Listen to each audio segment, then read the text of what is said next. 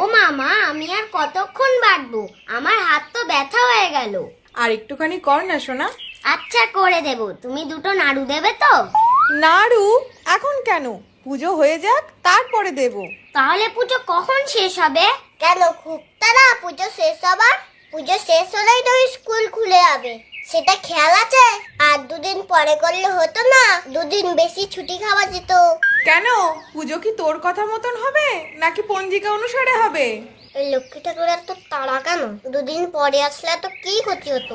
এই, ওখানে দাঁড়িয়ে কি বিড়বিড় করছিস রে? যা তাড়াতাড়ি স্নানটা করে আয়, একটু পরেই পুজো শুরু হবে। ওমা, সাপের মতো এটা দেখতে কি এঁকেছো? ওটা সাপ নয়, ওটা লক্ষ্মীর পায়ের ছাপ। লক্ষ্মী, এটা তো আমার পায়ের মতো হয়েছে। এরকম বলতে নেই, ঠাকুর পাপ দেবে।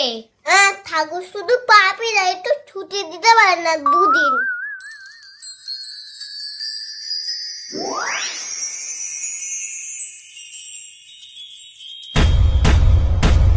ওমা, এটা আবার কি আঁকছো?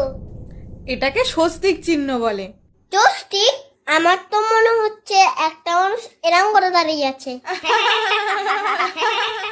দোল পূর্ণিমায় নিশি নির্মল আকাশ, ধীরে ধীরে বহিতেছে মলয় বাতাস। লক্ষ্মী দেবী লুচিগুলো তো চুপসে গেল।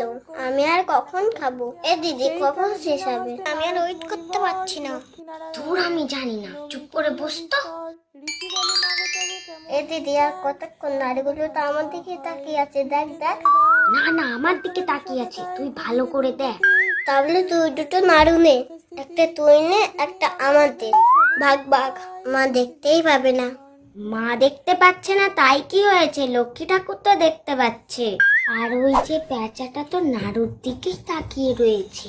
আমি তো আর পাচ্ছি না, প্রসাদের গন্ধে তো পেটে ইঁদুর দৌড়াদৌড়ি করছে।